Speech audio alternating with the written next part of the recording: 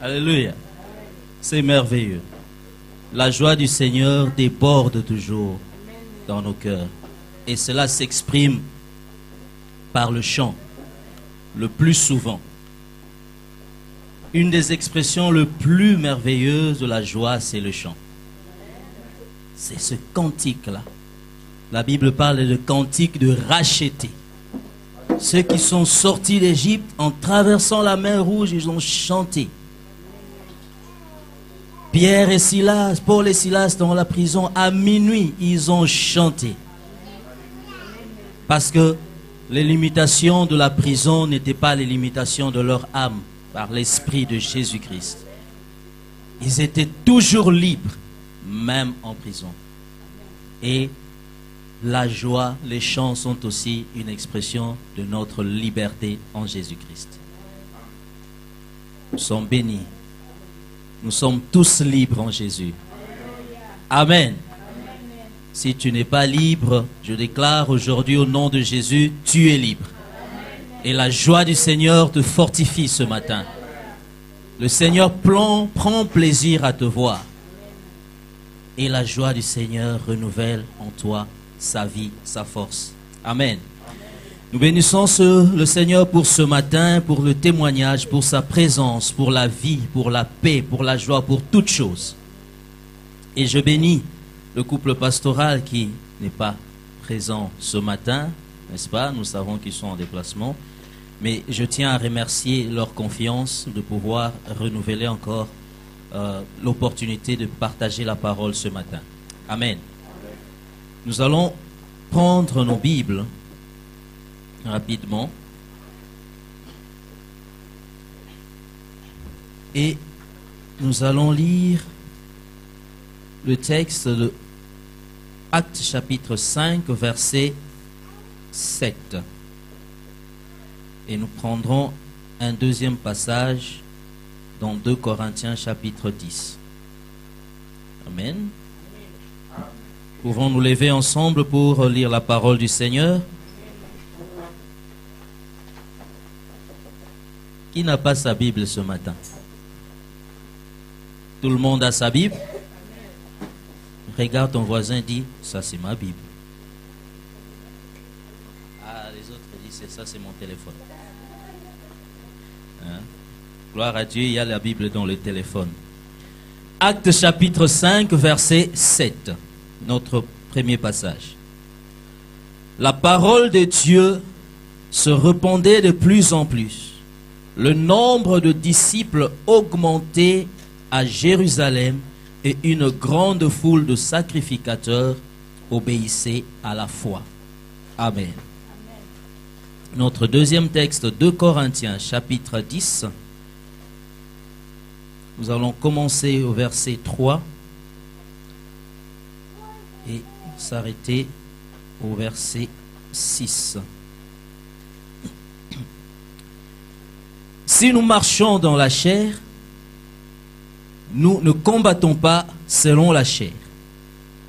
Car les armes avec lesquelles nous combattons ne sont pas charnelles, mais elles sont puissantes par la vertu de Dieu pour renverser des forteresses.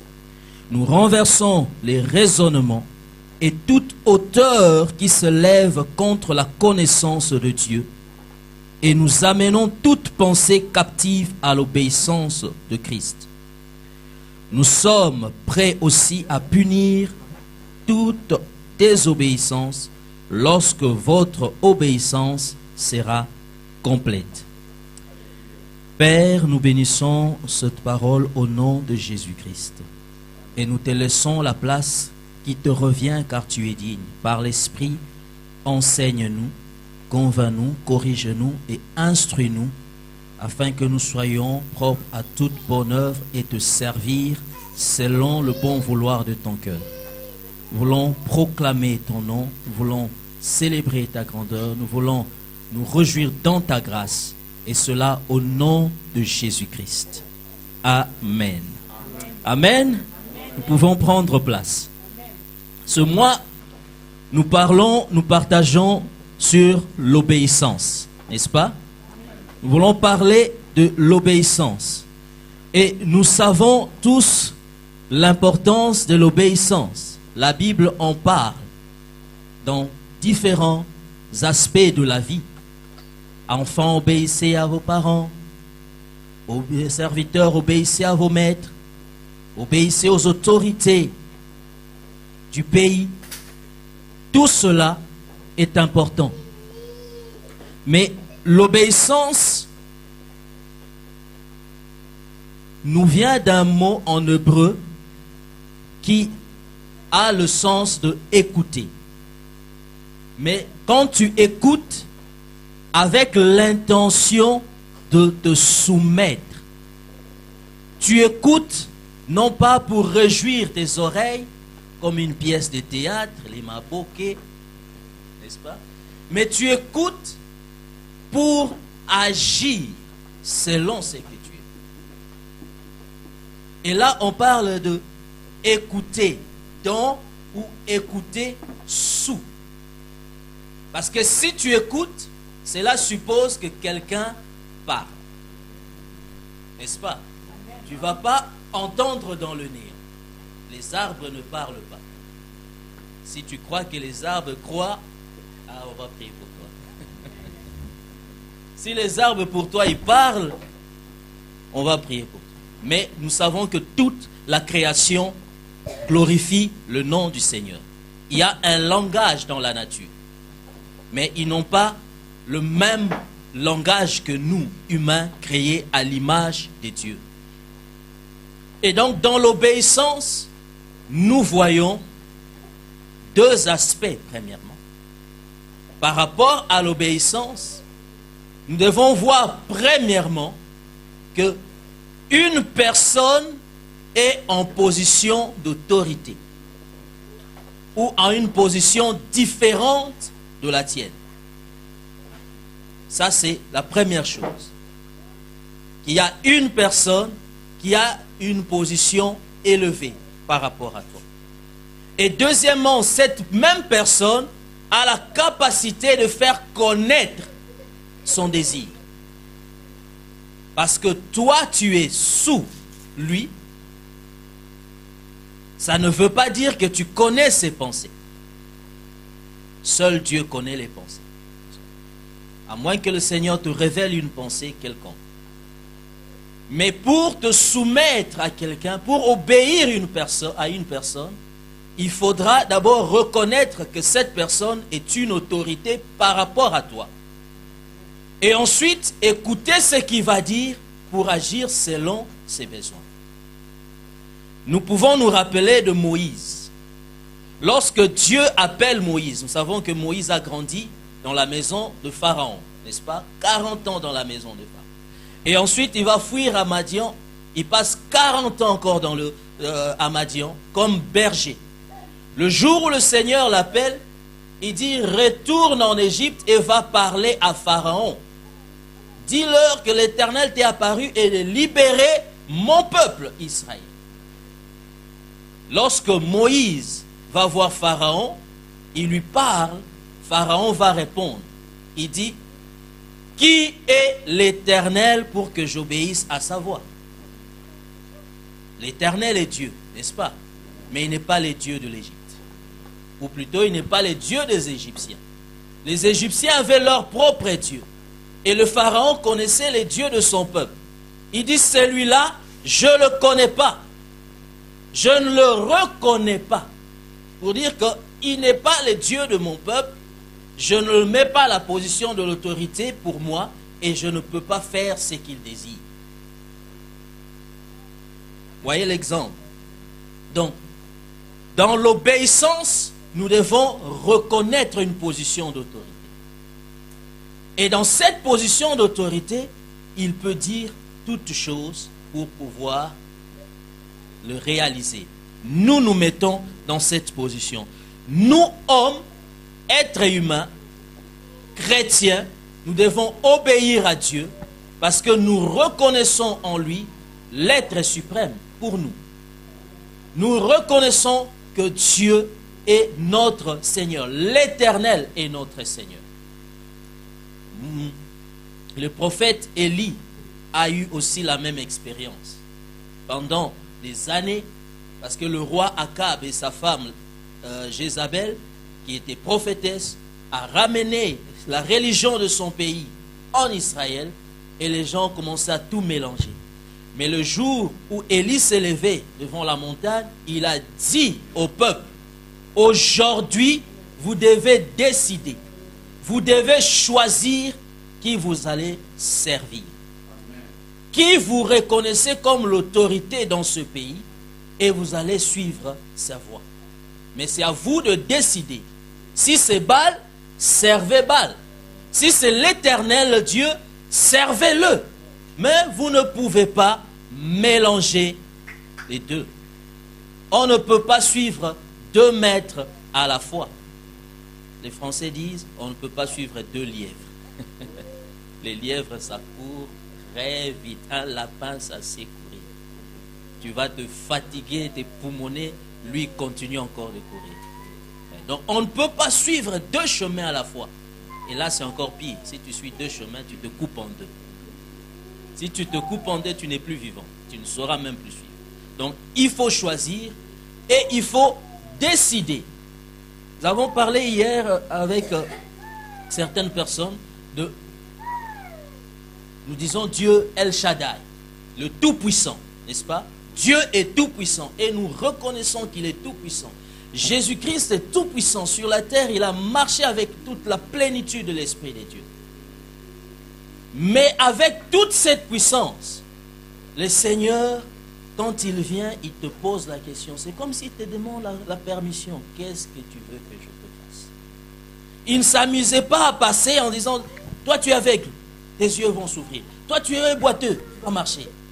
Il ne s'amusait pas à faire cela. Parce qu'il dit, la nourriture des enfants, on ne le donne pas aux pourceaux. Quand il a multiplié le pain, le poisson, 5000 personnes ont mangé. Il n'a pas gaspillé, il dit ramassez les restes. Il ne gaspille pas. Il ne gaspille pas. Il faut que tu saches quel est ton besoin. Il faut que tu connaisses ton désir le plus profond. Et quand tu viens au Seigneur, c'est en reconnaissant que lui seul est capable de le réaliser. Et il a le désir de le faire pour toi. Il attend simplement un mot de ta part. Nous disons souvent au Seigneur, dis seulement un mot. Mais parfois le Seigneur attend que tu dises aussi un mot. Agis. Je m'abandonne à toi. Guide-moi. Conduis-moi. Parce que le Seigneur a déjà tout dit. Il répète sa parole. Répétition est mère des sciences. N'est-ce pas? Certains disent que la Bible, depuis que vous prêchez, vous lisez la Bible, ça fait longtemps. Oui, c'est la même Bible. C'est la même Bible. Depuis plus de 2000 ans, on a toujours la même Bible. Elle ne changera jamais. Il n'y en aura pas de nouvelles. C'est la même Bible. Oui, mais il faut qu'on te rappelle la parole du Seigneur. Parce que nous oublions. Parfois avec l'âge aussi. La fatigue, les enfants, le boulot, tu peux oublier. Il faut qu'on te rappelle. Il faut qu'on te rappelle. Le rappel, ça revient tout le temps, tout le temps, tout le temps. Pour nous, chrétiens, Jésus-Christ est notre Seigneur. Et donc, notre passage de ce matin, acte 6, parlait de l'obéissance à Christ. De l'obéissance à Christ. L'obéissance de la foi. Dans d'autres passages. L'obéissance à Christ, l'obéissance de la foi. Nous voulons aller dans cet aspect de choses et voir les bénéfices de cela. Dans Romains, Paul est en train de nous parler de ce que Adam a fait et les conséquences de cela. Il dit la désobéissance d'un seul homme, Adam, a ramené toute l'humanité dans la culpabilité, dans la condamnation et dans la mort. Comme j'ai dit tout à l'heure, que l'obéissance vient d'un mot qui veut dire écouter sous ou écouter. Donc, la désobéissance, c'est écouter à côté. Tu écoutes, mais tu vas à côté. Dis ça. Et chez les Juifs, il y a une grande prière qu'ils appellent le Shama Israël. Écoute Israël. C'est une grande prière qu'ils font dans le livre d'Ésaïe. Ils aiment beaucoup cette prière-là. Parce que dans cette prophétie, Dieu est en train de se présenter comme l'éternel Dieu d'Israël. Le Père de Jacob. Un Père qui aime ses enfants. Qui donne de bons conseils pour que ses enfants réussissent leur vie. Les études, le travail, leur mariage. C'est le Père qui donne de conseils à ses enfants, à sa famille. Et cette prière commence par « Écoute Israël ». Et c'est le même mot pour obéir. Écouter la voix de l'autorité pour suivre ses conseils. Et la désobéissance d'Adam, tu écoutes, mais tu te mets à côté de ce que tu as entendu. Tu as manqué l'objectif. La désobéissance d'Adam, il a écouté, mais en marchant à côté de ce qui a été dit, a amené toute l'humanité dans la culpabilité, dans la condamnation et dans la mort. Quand tu te sens coupable, tu n'as plus de paix. Il y a un combat dans ton cœur, dans ton âme. Quelque chose ne va pas, tu n'es pas tranquille. Tu essaies de dormir, tu fais que tourner.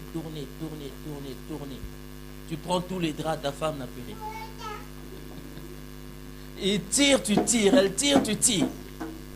Parce que il y a une culpabilité en toi qui enlève la paix, qui enlève la tranquillité, qui enlève la joie même.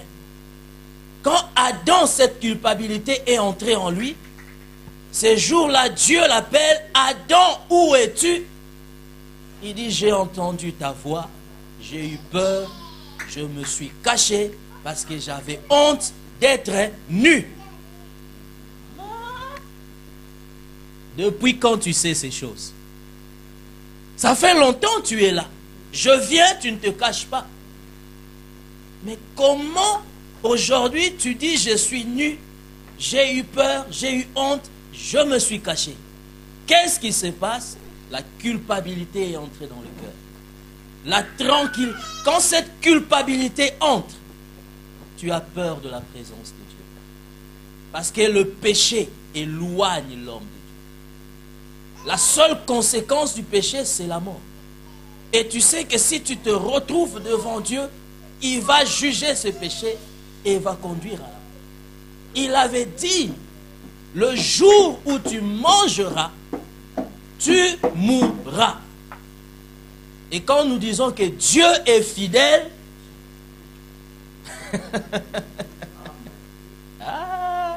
Dieu est fidèle en sa parole. S'il dit tu mourras, il est fidèle, tu mourras. S'il dit je te bénirai, il est fidèle, il te bénira. C'est pourquoi il donne le conseil en disant devant toi il y a la vie, la mort, le bien et le mal. Moi je te conseille de choisir le bien afin que tu vives. Parce que les choses sont fixées. Dieu ne peut pas renier sa propre parole. Dieu ne peut pas effacer sa parole. Le péché mène à la mort. La foi mène, l'obéissance mène au salut. Choisis un chemin et les conséquences, c'est à toi de le vivre.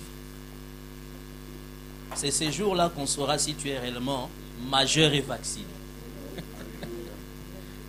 Je suis majeur et vacciné, oui.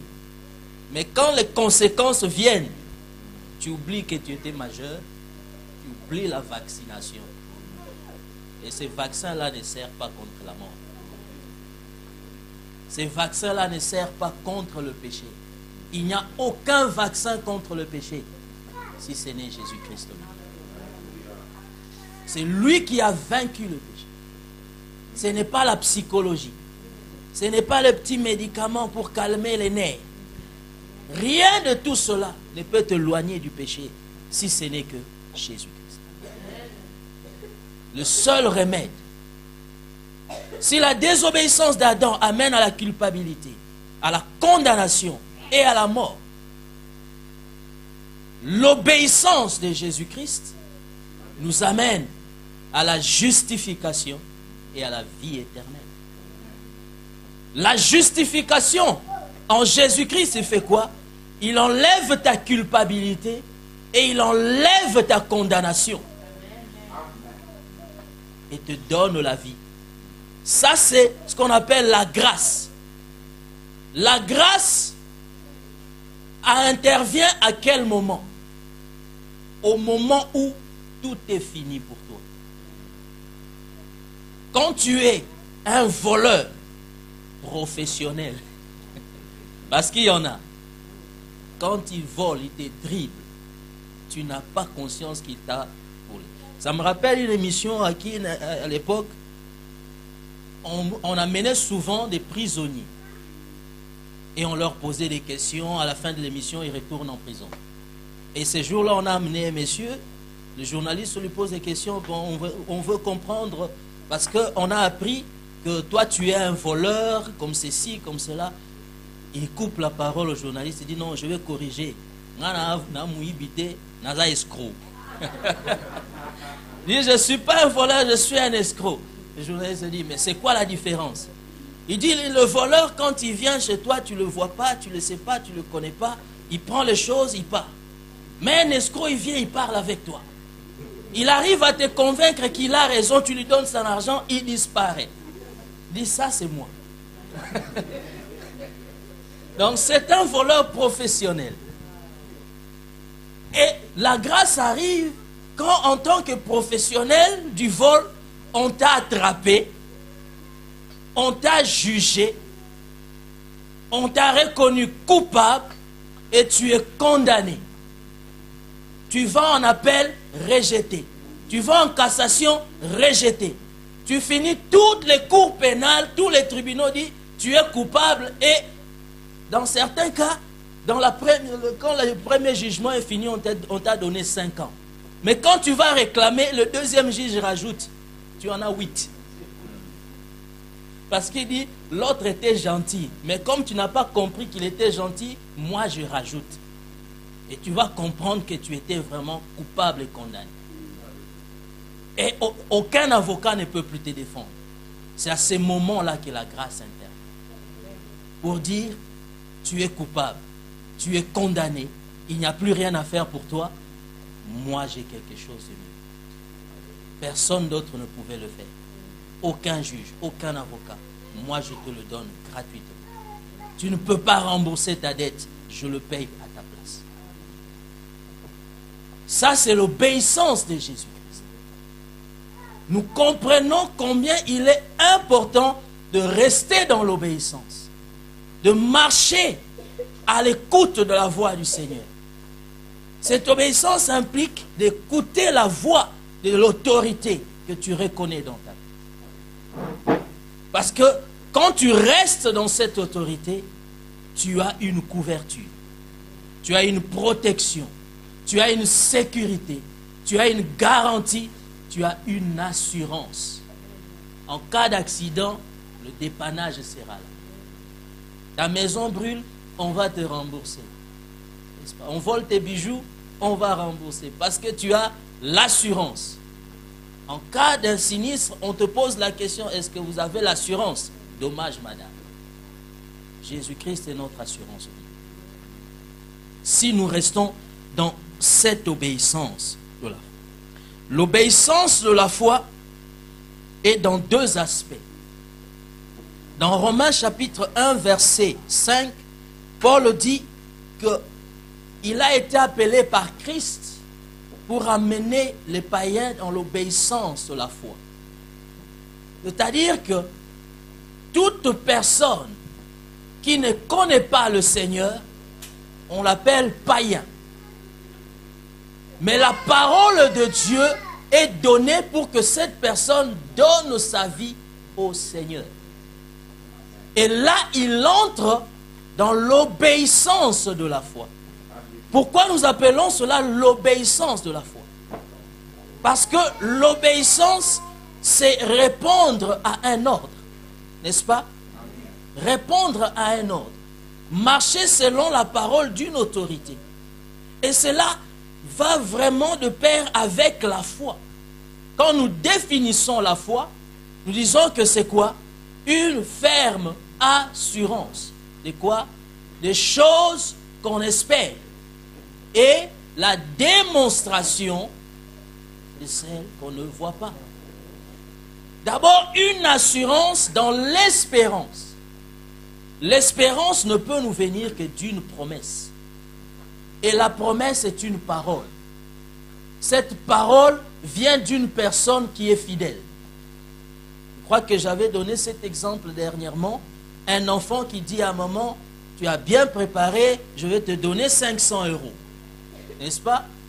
Et ton patron au boulot qui dit, tu as bien travaillé, tu auras une prime de 500 €. C'est la même promesse. Mais tu vas avoir l'espérance en quelle promesse? De l'enfant ou du patron? Du boss. Pourquoi? Parce que c'est un boss. Tu connais ses capacités. Il paye ton salaire chaque jour au bon moment. Il n'est jamais en retard. Il y en a qui sont en retard, mais tu connais ton boss, il paye quand même. Mais l'enfant, il ne sait même pas comment trouver 1 €. Quand il dit, je veux te donner 500 €, tu vas rigoler. Ton rire, c'est l'expression de manque de confiance.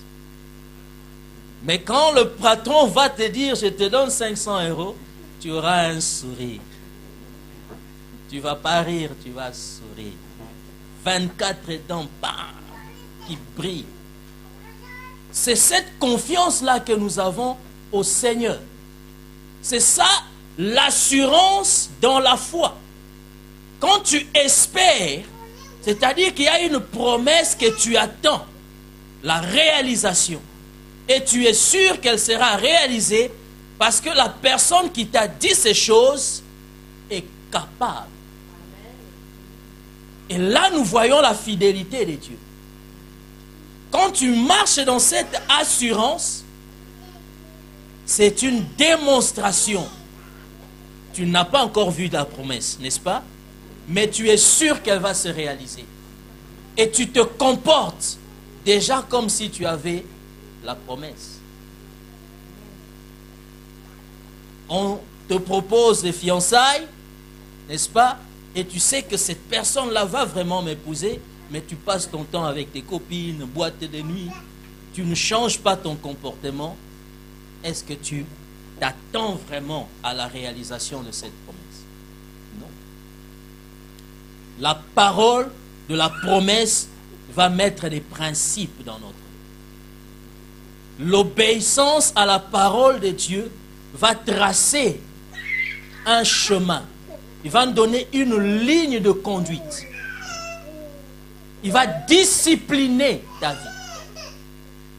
Ça, c'est une autre notion de l'obéissance. La discipline dans la vie chrétienne. Quand tu marches dans l'obéissance, tu as une discipline. La discipline ne veut pas dire punition. La discipline ne veut pas dire interdit. La discipline, c'est un principe de vie. Mais dans la discipline, il y a ce qu'on appelle mesure disciplinaire. Discipline, c'est-à-dire que tu mets ta vie en ordre. Tu ordonnes les choses. Tu programmes les choses. Le matin, je veux faire ceci. Je me réveille à 5 heures. Je prie. À 6 heures, je vais à ma douche. À 7 heures, je mon petit déjeuner. Et puis, à 8 heures, je commence mon boulot. C'est une discipline que tu te donnes. Mais la mesure disciplinaire, c'est qu'on va te dire, comme tu n'arrives pas à te réveiller à 5 heures, va dormir à 22 heures. Et je vais te réveiller à 5 heures. En plus, je mets le réveil. Il va sonner, volume à fond. Donc on va mettre des choses qui vont t'obliger à fonctionner correctement. Non pas par méchanceté, mais par amour. C'est ça la mesure disciplinaire. C'est ce qu'on appelle la correction. On te corrige. On te ramène sur le droit chemin. Parce que tu n'es pas assez obéissant pour être discipliné. Alors on va t'aider. Et pour cela, nous revenons donc à ce deuxième passage que nous avons lu, de 2 Corinthiens, chapitre 10. On n'a pas oublié ce passage, n'est-ce pas? 2 Corinthiens, chapitre 10, le verset 3 à 6. Pour nous aider à marcher dans l'obéissance de la foi. Donc j'ai dit premièrement, l'obéissance de la foi, c'est pour que toute personne qui ne connaisse pas Christ vienne au Seigneur. Et pour le chrétien, l'obéissance de la foi, c'est cet effort personnel de rester dans la sanctification, dans la communion avec le Seigneur. Et nous devons rester dans la parole de Dieu. 2 Corinthiens, chapitre 10, au verset 3, il dit, « Si nous marchons dans la chair, nous ne combattons pas selon la chair. » Donc, si nous voulons marcher dans l'obéissance de la foi, nous ne devons pas faire les choses par la chair. Nous ne devons pas marcher dans la chair. Nous ne pouvons pas combattre dans la chair. Mais nous devons faire les choses par l'Esprit, selon la parole de Dieu. Nous pouvons trouver cela dans Galates 5, 16 et 17. La Bible dit, marchez selon l'Esprit et vous n'accomplirez pas les désirs de la chair. Marchez selon l'Esprit. Vous n'accomplirez pas les désirs de la chair. La chair, elle est faible. La faiblesse de la chair est une force pour elle-même. Il ne faut pas dire que la chair est faible, je la domine. Comment tu peux dominer la faiblesse de la chair? Si tu ne domines pas cette faiblesse, elle devient une force. C'est-à-dire quoi? Ça devient une porte d'entrée. Et le contraire aussi valable. Le secret de ta force, c'est aussi le secret de ta faiblesse. Samson a découvert cela. Le secret de sa force était où? Dans le cheveu. Et sa faiblesse est venue où? On a arraché les cheveux et il a perdu toute sa force. Si tu connais le secret de ta force, préserve-la. Garde-la, chéris-la, protège-la. Mets des barrières, ferme les portes, ferme les fenêtres. Laisse entrer ceux en qui tu as confiance. Le Seigneur va frapper, tu ouvres, il entre. Celui qui va bousculer la porte, ce n'est pas le Seigneur. Nous avons dit tout à l'heure que Jésus-Christ pouvait guérir tout le monde comme il voulait. Mais il avait quand même le respect de la personne. Parce que Dieu t'a créé à son image. Et il t'a donné la liberté. Cette liberté est un pouvoir que tu détiens pour ouvrir et fermer. Accepter, refuser. Obéir,